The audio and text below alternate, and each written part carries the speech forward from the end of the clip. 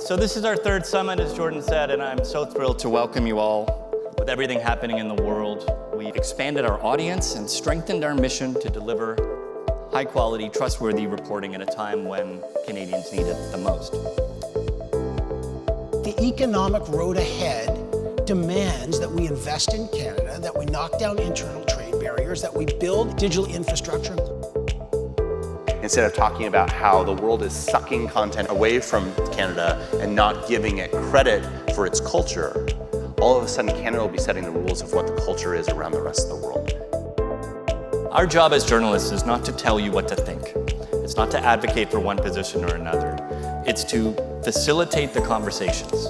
We remain so grateful to you for reading The Logic, for sharing our journalism, for subscribing, and for supporting independent media in Canada.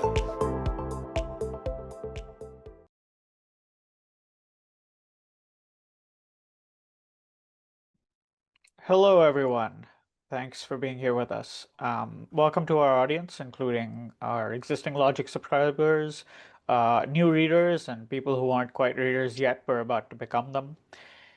We're here to talk about compute, which is not the same word as computer, although as you will soon find out, they are related concepts.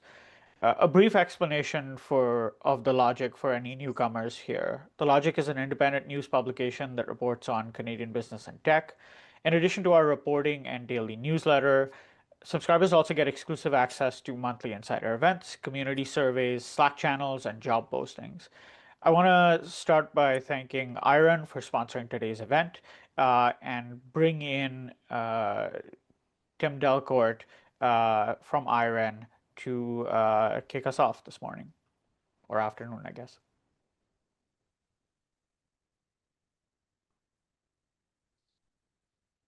Thanks, Murad, and thanks everyone for joining this webinar today.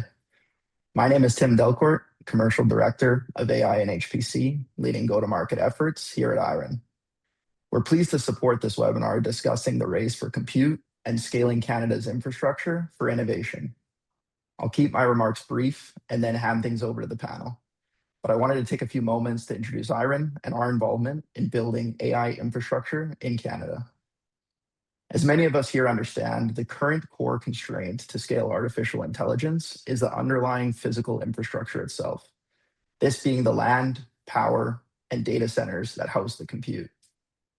IREN was founded in 2018 on the premise that the physical world wouldn't be able to keep up with the demands of the digital world. We actually started by building our first 3 data centers here in British Columbia, Canada, that were purpose-built for high-performance computing applications. We were drawn to these locations because of the access to clean, affordable hydroelectric power. These 3 data centers have capacity for over 60,000 GPUs right here in Canada.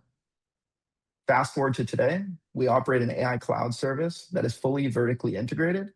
And across North America, IREN has a total of 150,000 GPUs in its fleet, with over 4.5 gigawatts of secured grid-connected power. The questions this panel is going to dig into around demand, access and capacity, as well as data sovereignty, are exactly the questions we think quite intentionally about as well. They shape how we look at the market and evaluate opportunities. So with that, I'll hand it back over to Murad as we look forward to the conversation today. Thank you. Thanks so much, Tim. Let me start by introducing our panel.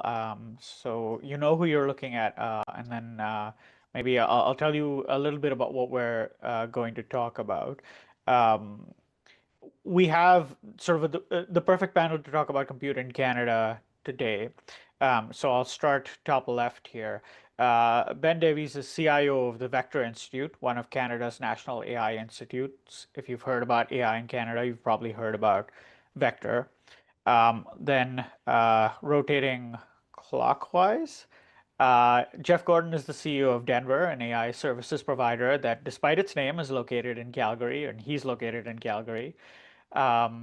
Clockwise from there, Margaret Wu is a lead investor at Georgian, a technology investor that's backed AI firms like Replit and U.com, as well as Canadian names that you'll know like Shopify and Xanadu.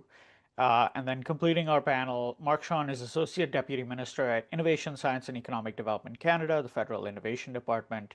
and the top public servant to AI Minister Evan Solomon, who I'm sure you've seen out and about in the world talking about our AI strategy or our forthcoming AI strategy. So you've probably read at this point a lot of headlines about data centers, not least in the Logic, where we recently mapped all 309 built or announced across Canada, a project of many, many spreadsheets, I can tell you. Uh, think of those data centers as the physical manifestation of what we're here to talk about today, which is sort of the tangible and intangible layers of technology that make tools like ChatGPT, Claude, or any other generative AI application of your choice run. This is not a panel about data centers themselves. What we're going to talk about today is sort of what comes out of them. So when I say compute, what I mean is the processing power to train and run AI models and applications. And we'll get into some of the specifics of what that means as we talk about it. But just to give you a sense of what we're talking about. And of course, there's a lot more to compute than just AI, just as there's more to AI than just generative AI. But to keep it simple today, we're going to focus on AI compute and not the broader world of compute or data centers. Um, I have one more housekeeping note, which is please don't wait to ask your questions. We're not doing this sort of interrogation at the end style. You can submit them whenever you want via the question function at the bottom of the screen, and I'll work the questions in as we go. So that we're not having to jump around topic-wise. To give you a quick roadmap, we're going to start by talking about compute demand, then we'll talk about supply and access, and then we'll finish up on the really easy issue of AI sovereignty. That's enough throat clearing from me. Margot, you work with AI firms and firms adopting AI. In fact, that's one of the real areas of specialty for Jordan or focus for Georgian. What kinds of AI firms need compute and how much do they need? Okay, it's a good question, and in my view as a VC investing in Canada, but also globally, primarily in Silicon Valley, how much compute isn't just a technical requirement, it's a unit economics question. And so the answer to your question varies depending on where a company sits in the stack and whether or not they're renting intelligence or owning the infrastructure. How the math breaks down is really if you're a foundation model layer company like the Frontier Labs, their demand is insatiable right now. They're in a big build out cycle where the training requirements are staggering. Then there's one layer on top of that, which are highly verticalized AI companies, think biotech or hedge funds. They're really moving away from generic API access to build their own bespoke stacks. And they have high compute needs, but they are targeted and increasingly focused on token optimization strategies. The application layer, which is where most startups live, they used to just call an API, but as they scale, they're getting hit by what I'll call the inference tax. Training is really the down payment, inference is the mortgage. And we can see right now across many companies that inference is taking up 10x more than training over the life of a model. And then what's evolving now is really the agentic layer. This is the new frontier. If you're building agents that code or act autonomously, our thesis at Georgian is that this demand is inelastic. You will take every flop of compute you can get because the cost isn't just in generating the answer and outcome-based ROI, but it's running and verifying the answers to everything that you generate. Yeah, and so I just want to put some terms on that for people who aren't in AI world. So, the frontier labs are your OpenAIs, your Anthropics, companies that are building these models that power things. Those models are trained, and then the inference is when you actually run them. So you ask them a question, or you get them to do a task for you. That's the sort of running stage. And most, when you hear these stories about gigantic data centers, they're often training data centers for a big model company, and then inference tends to be closer. And the tokens are the token is the most fascinating thing I think in generative AI world, which is basically it's the unit of making these models run. It's not a full word. It's like a part of a word or a part of an image, or you break it down into pieces. So when people talk about tokenomics, that's what they're talking about. It's sort of my favorite phrase to come out of the recent past. Um, Ben, the researchers you're working with at Vector are not necessarily, unless you want to tell me something I don't know, building foundation models sort of in their basements right now. But they do still need compute. What do they need compute for, and why is it such a big need on the research side? This is a really important question now. There's a very short line between basic and applied research in AI. And so we're at a really critical juncture now, because what we see is the research coming out of AI almost immediately gets adopted into commercial products and, in this case, models. So we actually do want to be building foundational models, and we'll talk about more in that regard when we talk about sovereign compute. But this is kind of a core requirement. Now, we don't necessarily need to build at the scale that some of these commercial providers are building at, but we do need to build models. And more importantly, right now, there was a study done recently where we identified that the compute cost to publish a competitive paper at an AI conference today is 10,000 times higher than it was 5 years ago. So we have a really critical need to step up and try and solve this problem. And I think the big issue we have right now is that there's this flywheel that's creating a competitive moat around large language models in particular, where private companies who have got the capital to build sufficient compute can build very compelling models which drive users to start using those models, which attracts more capital, but also creates more data, which then feeds those models to become even larger and better. And so it's very hard for any individual institutes or universities at this point to compete with that scale. And this is why we really need to start about national or sovereign programs to try and bridge the gap between academic or basic research and what's happening in a very few number of private companies today. Yeah, and we're certainly going to get into that as we go.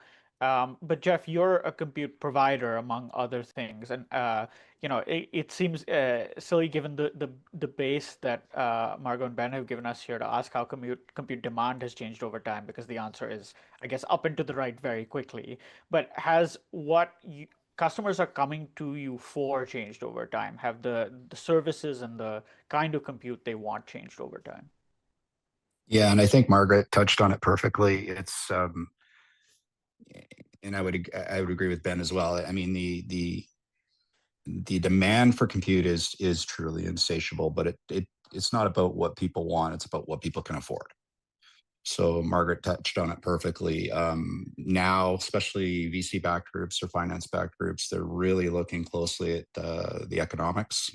So token efficiency and what can you achieve based on what's available in combination with what you can afford in order to try to get to real world value produced by AI. I would say that's the biggest challenge we see with our customers. Murad, it's why we went vertical in our stack to try to close that gap and make it easier for folks. But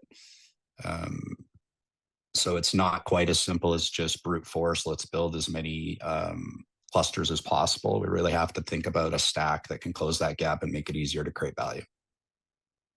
Right, and the clusters are these chips, the GPUs that typically GPUs, although there can be other chips, and you can run AI on different kinds of chips. But everybody thinks of the sort of the gigantic amounts of NVIDIA chips sort of flowing around, particularly in North America, but increasingly around the world.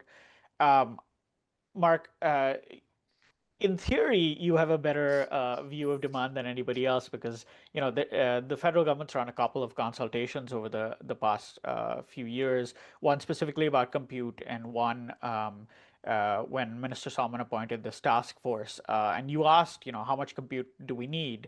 I was interested to see that not many people in those submissions actually answered the question. How much compute, what have you heard from stakeholders about how much compute Canada does actually need? Yeah, maybe I'll just build off of the comments of some of my co-panelists. I think there are a number of factors that come into the question of how much compute do you need. I think we premised that question a little bit on assuming that there's a really strong AI literacy and knowledge about what the AI application opportunity is and what the AI integration strategy is within any given organization, be it research or commercial.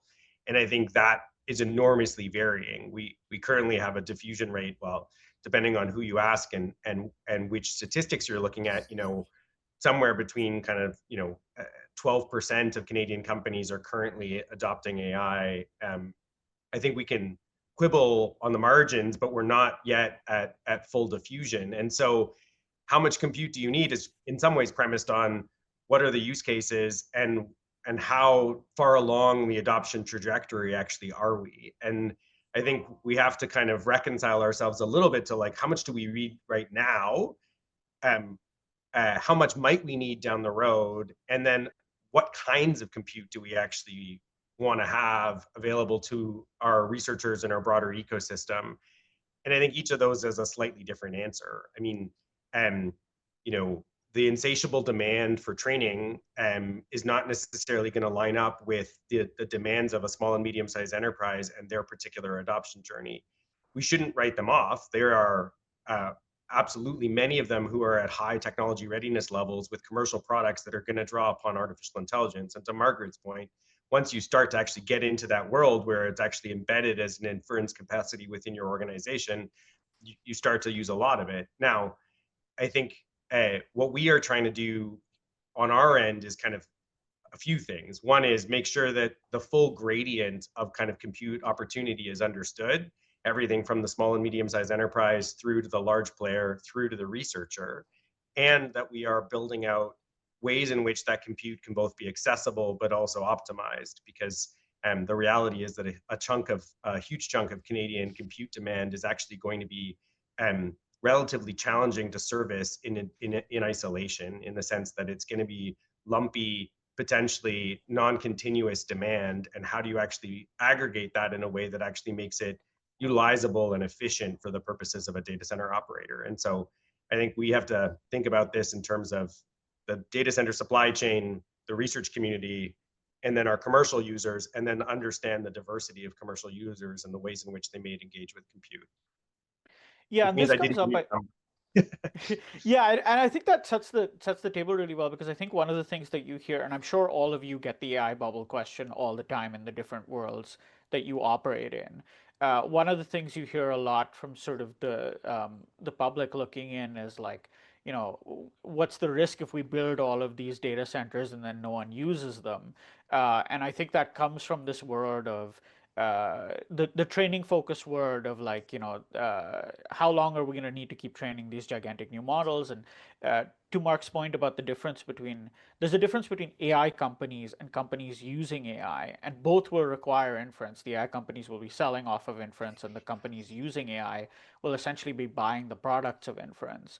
But if it does become a major economic driver, then that second category, like companies, small businesses, or whoever the case may be using AI, is going to be like, that adds up over time, right? It's like, the big providers. When Netflix, the pandemic boom for Netflix created a lot more demand for data center capacity than maybe we had anticipated, because everyone was using a service. Anyway, that's the longest any of my interventions are going to be, but I think it's just to frame what we're going to talk about next. I do want to talk about Canadian capacity and what exists right now, because I think this is, this wraps into the question of sovereignty. But we'll take the first of our audience questions here from Stephen Michelson. I hope I got that right. It seems like a given that there isn't much training going on in Canadian infrastructure today, or training activity. What's the prospect for serving inference demand in Canadian infrastructure? And will the availability of compute limit this to government or super sovereign requirements, or will we eventually have enough for enterprise or consumer demand? Maybe Jeff, this is a question to start on you with. Yeah. Again, back to Margaret and Ben's original comments, there's no question the vast majority of capacity is being consumed via inference. It's also, to your point, Murad, AI infrastructure, for just as a broad term, is inherently very inefficient, unfortunately. Workloads come and go. They're extremely dynamic. unfortunately, the cost to put up that infrastructure is not dynamic. It's very expensive. And so trying to figure out how to optimize and make that efficient based on those real costs incurred to stand it up is a really difficult thing. So just to touch on the question, so training. Margaret touched on it again perfectly. There are a handful of companies that are training foundational models in the world. And foundational models are really these very, very large models that are trained on broad sets of information, basically, scraping the internet, large social media platforms and whatnot.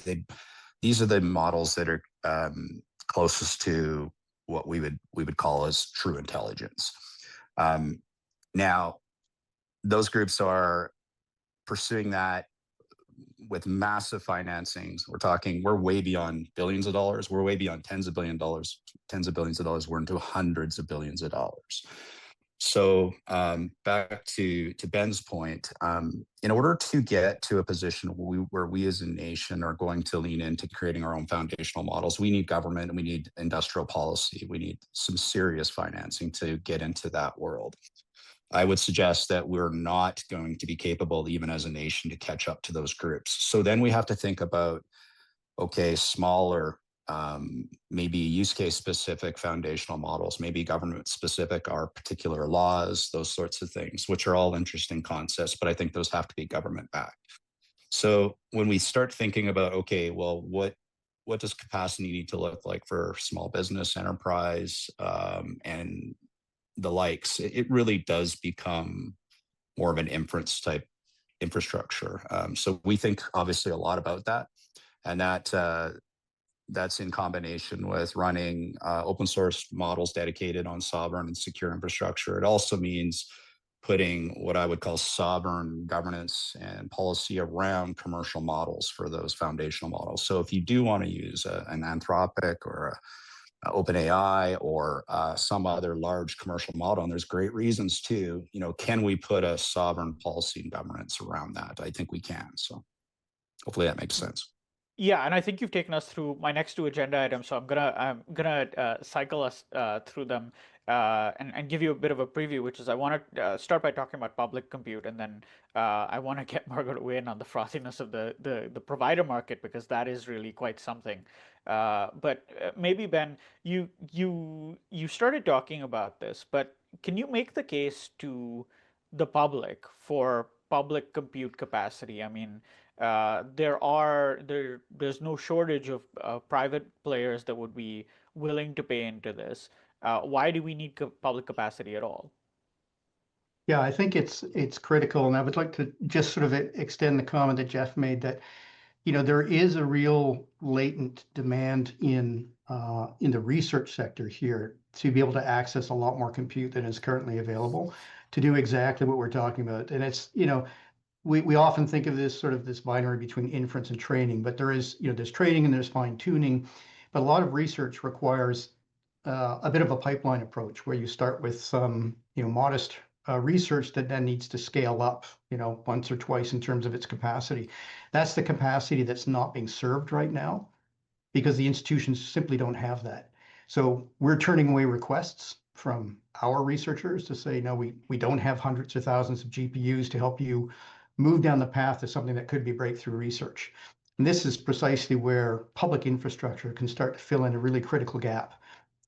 If Canada has a critical choice right now to decide whether it wants to be a builder in the digital economy or a consumer, right? And if we're going to be a builder, and we have been a builder up until now, we need capacity to continue doing that. And at a certain point, especially for small to mid-sized businesses, some of that needs to come via either subsidized programs or access to capacity that we can provide nationally.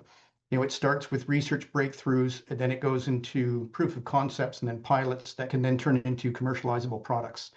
But right now, we've got not only researchers, but small businesses and startups coming to us and asking for capacity. And it's capacity they can't even access on the cloud right now, because the cloud's become so competitive just over the last 6 to 12 months that they'll get in a waiting list for access to a modest number of GPUs on one of those public platforms and not be able to advance their own commercialization efforts. So it really is fundamental right now, not just to research, but to Canada playing in this space. And we're talking about a digital economy now that's 22% of the GDP of the world, right? Right. So you really want to be a part of this action. Yeah, Mark, Ben teed you up nicely there. Why are you building a supercomputer? Yeah, good question. I maybe I just want to take one quick moment to highlight a distinction that I think is important. I don't think it's purely semantic. I think when people hear public compute, they imagine that this is like we're getting into the business of building data centers and that there's like a floor of my building that now has people building servers and there's other people building, learning how to make a shell. Like that's not what's happening. What is happening is that as we imagine that there are public interest benefits to access to compute, that we need to ensure that we are overcoming some of the market challenges that would normally stand in the way of access to that compute. And that when we have the opportunity to do that, we're going to ensure that it benefits the overall supply chain and Canadian capabilities in this space to the greatest degree possible. So why we need a sovereign supercomputer is because our researchers simply don't have access to the necessary capabilities that allow them to be at the forefront of this research and therefore at the forefront of the next generation of discovery. Moreover, that supercomputer also has to act as a test bed with industry to start to pair up our research capabilities with the needs of our ecosystem to start to think about, again, some of those next generation applications that actually have commercial appeal. But when we build it, the RFP that's out places great emphasis on the notion of the degrees to which it is looping into the supply chain, building on Canadian competitors and Canadian players who potentially can advance our supercompute, and then also are going to make it that kind of ecosystem engine or factory for the purposes of kind of discovery and innovation. Some of those same market failures that exist on the research side in terms of not necessarily having a research ecosystem capable of being able to access that is also what's behind our Compute Access Fund, our Compute Challenge, and the work that we've been doing on our overall call out for requests for proposals on large scale data centers, because the arc of kind of the natural market is such that, it is not hard to pair available energy where it actually is available with hyperscaler demand.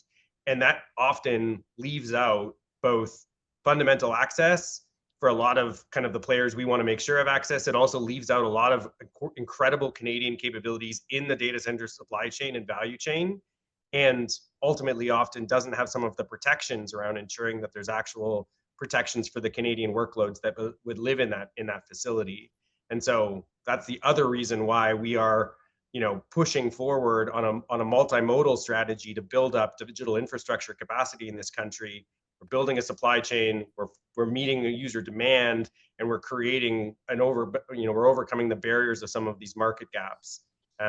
But to do so, we're going to leverage the private sector. So it's truly, in many ways, public-private compute as opposed to public compute, because it's not premised on the notion that we should build this ourselves. Right. Yeah, those 2 floors of that Ottawa office building are not, although good heating solution in the winter, I'm sure. The panelists are being very Canadian polite and not interrupting each other. I will encourage them to do so. But as we go forward, or at least interrupt me because I blather. But I did want to ask Margot to go back to the commercial side.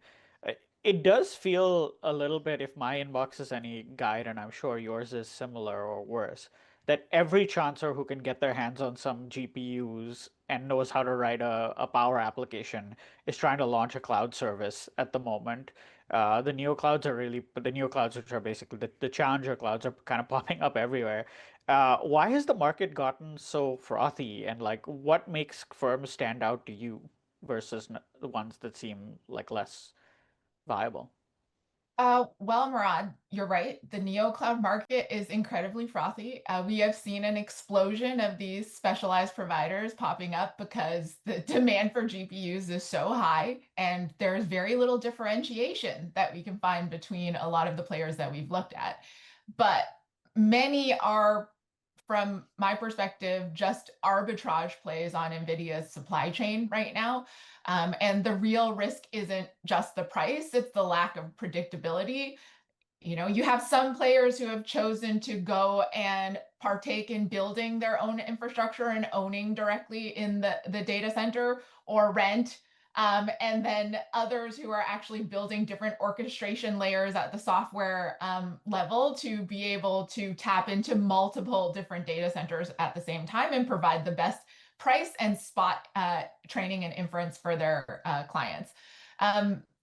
Beyond the hyperscalers and highly vertical players in specialized fields, enterprises and startups have basically said they don't want to own GPUs yet. They don't want to take on this risk and the unpredictability. Now, as the panel has already said, we do believe that the demand is insatiable and that we can see why it's going to continue. It's hard to make bets at this layer as an investor. You can foresee consolidation perhaps happening for smaller players, and some of them may reach scale to even compete at the low end with hyperscalers. But in the beginning, NVIDIA was propping all of these players up, and they benefit from that fragmentation versus the hyperscalers. I think we could start seeing changes if there are viable alternatives at the chip and hardware layer. And there are a lot of companies finding different routes to more efficiency on performance and energy usage that could start changing this landscape. But for the foreseeable 12 to 24 month future, I see more of the same.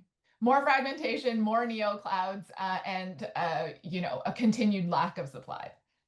And you've got one of these in your own portfolio, right? In TensTorrent. TensTorrent is an AI chip hardware player. Yeah. That's trying to do a sort of different model and You're right. facilitate. And they have received interest from some neoclouds sold into them, and also these highly verticalized players like hedge funds that are building their own stack. So, Brad, I can touch on this as a neocloud provider who's been in that space literally since generative AI started. We did not take investment, Margot, from NVIDIA, one of the few that did not. You're bang on there. But two things. Neocloud, that's interesting, Margot, that you say it's frothy. Neocloud is much more difficult than people think. Extreme financial risk with that pursuit. And I say that from experience. But more importantly, for this call, TensTorrent.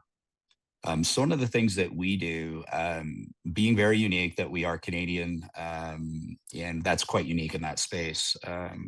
We're keenly interested in TENS because if you're in the neocloud business long enough, what you understand is you need to figure out how to be as efficient as possible, especially with your infrastructure. And we're looking always at options around silicon. So of course we stand up a lot of NVIDIA reference architectures.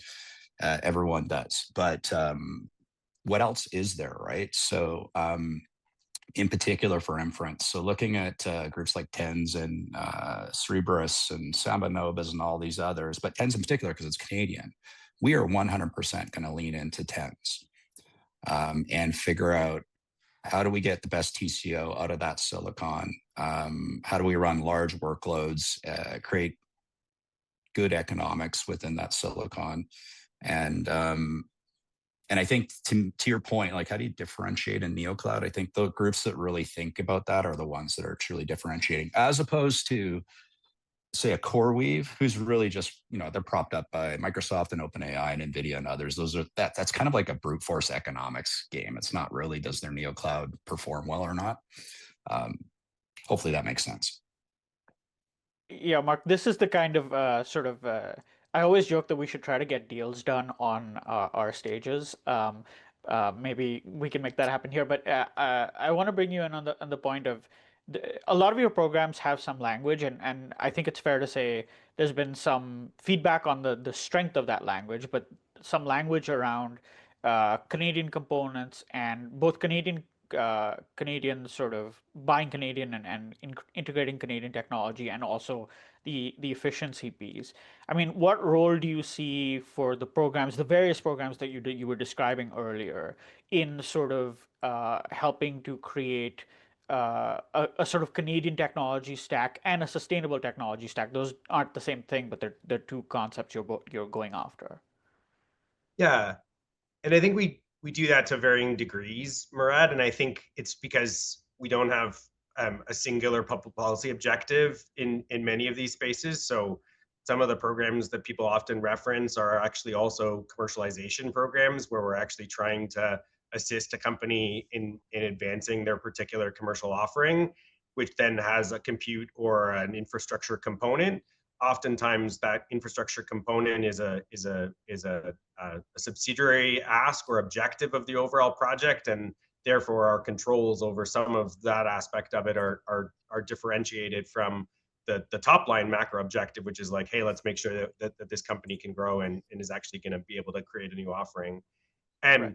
but I think, in totality, I think we have an opportunity to be able to ensure that, particularly as we adjust some of these programmatic interventions, that we are both creating a flywheel and that we also are actually fundamentally building a meaningful technology kind of insurance policy and sovereign stack where possible. And I think the minister says it every single speech, so I can say it with clarity that sovereignty does not equal solitude, which means that we don't necessarily imagine ourselves owning the entirety of a sovereign stack with nothing but Canadian components and Canadian capabilities, but there is real opportunities. And so, when you're supporting a small and medium-sized enterprise to commercialize and adopt, can that be a workload that ultimately finds itself into the hands of a Canadian operator on the compute side? And can we then also use build out of Canadian compute operators to start to actually be able to turn commercial workloads into off of some of the kind of potentially more foreign providers into something that actually starts to kind of have more sovereign and security perspectives around it? And then if you look at what we've done on the Sovereign Technology Alliance with Germany and then now with Norway, we start to see like, what does that look like as an international play where Canada starts to amass and bundle some of these capabilities to say, how do these all work together and start to be an actual integrated offering that starts to look really compelling, as opposed to, hey, I've got a widget that's not integrated that is truly Canadian, but it doesn't dock, and it's very lumpy or really challenging to be able to kind of make competitive versus some of these people who are going to show up with a fully integrated offering. So Yeah, and you hear this talking to startups too, right? Yeah. Yeah, I have a comment and then maybe a question back to Mark, which is, as an investor, sovereignty matters to the people it matters to. If we're looking at a consumer app or a lightweight wrapper, these companies simply go where the compute is cheapest and most accessible. It doesn't really matter. But where I see the compute gap potentially in Canada is in when it could be an existential threat when we talk about high stakes verticals. So sectors like healthcare, finance, or government, where data residency matters. And so how is the government thinking about, even incentivizing people like Jeff that are building domestic infrastructure to be focused on the high stakes verticals and research when they could be, getting clients in other sectors that are not as strategic for the country? Yeah, and I think there's a stick and a carrot in some of those considerations. I think there's been encouragements on our side to think a little bit about what some of the sticks are, and we certainly have ways in which I wouldn't say they're necessarily full sticks, but we don't have data localization rules in many of our statutes, but we do have near access kind of conditions in a number of our sector specific regulators, where the regulator needs near-term access to be able to ensure that they're protecting against prudential risk or some of these other kind of aspects. I think we're trying to do a little bit of both. One is, help the build it if they will come mechanism, because right now the easiest answer from lots of our regulated sectors who actually have high risk workloads are like, well, I don't have an option. I'm just going to go and stick my stuff back in with my cloud provider because it's convenient and it's easy, and I don't really have an integrated alternative. I think we're trying to make the answer to that, well, that's not true. And then second of all, then how do we pair those things to actually say, by the way, not only do you have this opportunity, and then there's a more subtle kind kind of aspect, which is not necessarily pure regulatory, but kind of soft regulatory, which is as we actually start to work on things like cyber hygiene or ideally privacy protection, or some of these ways in which we actually want to work together to actually get to more sovereign, safe, and trusted outcomes. How do we actually then kind of make that partnership real? And I think there is some ways in which we're contemplating that. Certainly, as we think about our own government workloads, I can't speak for our shared service provider, but I'd say these are strong considerations about how we make sure that we're showing up in places that are actually going to build out net new capability, and then also make it easier to crowd in others. This is perfect. I have lost control. That is the best. That is the best part of a panel when it takes on a life of its own. Ben, I did want to ask you about the sovereign piece for the research side, because again, we've touched on it in a couple of places, but I can imagine that a researcher just wants the compute they can get when they can get it, and they don't want to be sitting around waiting, for form filling or what have you. Why does the sovereignty piece that we've started talking about here matter on the research side, when you could be using, name your American cloud provider? Yeah, I think there's a lot of elements of that are really important to understand. I mean, first is scale. We need access to a lot more compute to allow researchers to do meaningful research now in this space, and we don't have it today. Second is that in conjunction with compute, you really need data. And so Canada has an opportunity to start providing national data sets that allow us to do, again, relevant research for Canadian needs. And that's a big aspect of sovereign compute that may not be obvious, right? If you think of public AI, part of public AI is being able to control what you're building, to make it relevant, to make it reliable, to make it useful for your own populations and your own national interests and your own national values. Those are all things that we can only do with both public compute and ultimately models that we might develop and fine tune here in Canada.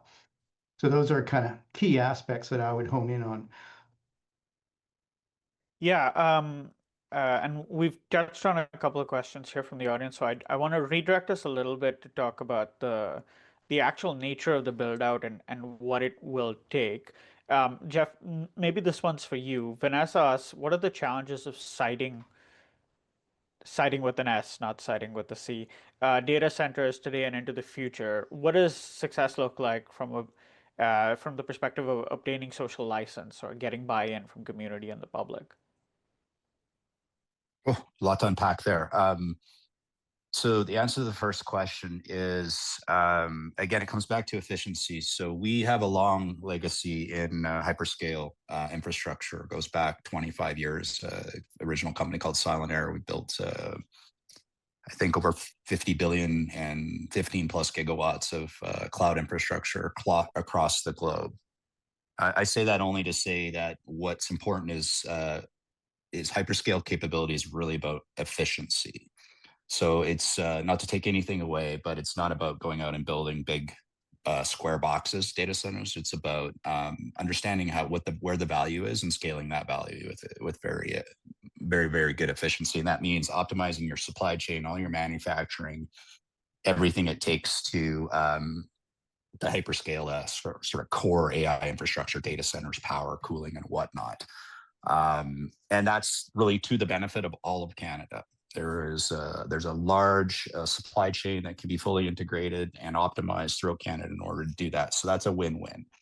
And the scale is big. Canada is well positioned to take that on. Canada has a long history of and world-class engineering for legacy infrastructure projects. We're really good at building power and the likes, right? So on the social contract, a really interesting one. I think that there's probably two touch points here. The one is the sort of the hot spot that's often comes up is cost of electricity. It's just brute power consumption, which is a real thing. Again, I think we're really good as a nation at building these things, so I'm not concerned about our capability to build out capacity, but it comes at cost. And consumers in particular. Energy is a very, very important thing. It's a part of almost every economic measure. So the last thing we want to see is consumer cost for power going way up. Right. I've seen the best solution to this that I've seen, and I agree with it, would be simply just charge the data center providers more than everyone else. It's just a policy thing, and it's a simple solution. So to answer the question, on the social contract side, I think there are very common sense solutions to any kind of issue around it. So it's a leadership thing. It goes back to our politicians. And I think we can very easily get around it. So I don't see any massive,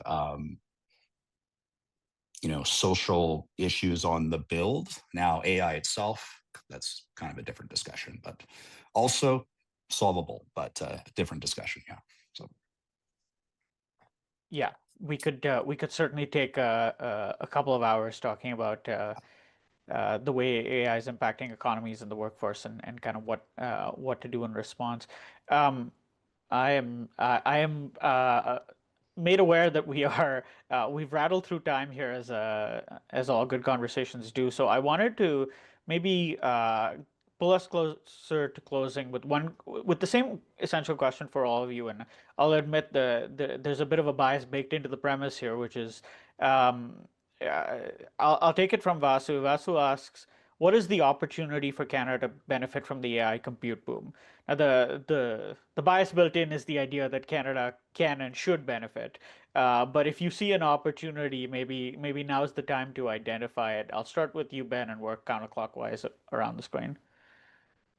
Well, I think most succinctly, Canada has invested in AI since the beginning of this current boom. We've been a leader globally, and it would be a tremendous waste of our investments not to continue to position ourselves as a world leader in this space. So the opportunity is to make sure that we continue to be builders in this space and to facilitate adoption and research so we can remain as a core leader internationally. Mark? Yeah, I'll probably just build on that. So I think we have a real opportunity. You've got players on this screen that are perfect examples of, a massive, broader AI opportunity to unlock productivity, to unlock new discovery, to participate in emerging value chains. The data center build out is happening worldwide. How do players like Jeff and others, get to actually see the full opportunity of being a Canadian leader, having been recognized as such in our own country, and then export some of that capability? And so I think, how does Canada benefit from this? One, we use it as an engine for adoption.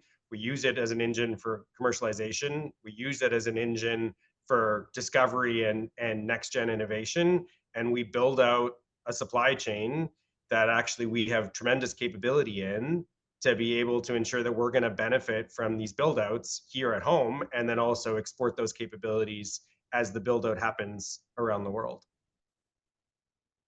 Margot? I guess taking on the lens of, building out compute infrastructure in Canada, I think there's an opportunity for us to be a very trusted location for data and this compute service. That is a strength of our nation. We are trusted. If Canada can prove that we are the most reliable, stable, and predictable place to run compute, and that we actually have the energy to run it, we won't just benefit from the boom, we will own the most valuable part of the infrastructure. And Jeff, I'll let you close this out. Yeah, I'm just going to touch on what Margot said. I think, with geopolitics going the way they're going, I think, Canada has some unique value props, and I'll just use the simple word trust. So if we do this correctly, we're in a moment as a nation. If we apply some industrial policy from the federal level on down and create some sovereign capability, then we're going to be able to sell that to the world, I think, to Margot's point. And that is like, on a macro basis, that's an incredibly valuable and strategic thing for us as a nation. And I hope we get there. Well, listen, we'll have to have everybody back in 2 years, 5 years. Who knows how quick AI will run to see how we did and see how much weirder and more wonderful, or maybe the opposite, the market has gotten in the time since. It certainly keeps me busy. Thank you so much to the panelists for their time and insights. That flew by, and I think I certainly learned a bunch. Thank you to IREN for sponsoring today's conversation, and to Tim for his remarks. Thank you all for joining us today. If you're not already a subscriber, I mean, what are you doing? But more seriously, you can find a link to subscribe in the chat, or visit the Logic's website and sign up. The Logic is hosting and attending events all across Canada, particularly this summer. So many events, so many AI events. I'm sure you can catch some of our panelists at some of them as well. I will certainly be looking out for them on various agendas. Please save the date. The Logic Summit, our flagship event, is coming back in the fall on November 2nd. It is a certified good time. Thank you again for everyone who joined us today, to our panelists, our sponsors, and the team behind the scenes that makes this happen and writes my lines. Literally nothing happens without them. You can find The Logic on Twitter, LinkedIn, and Blue Sky, and probably in your inbox if you're a subscriber. Have a wonderful day.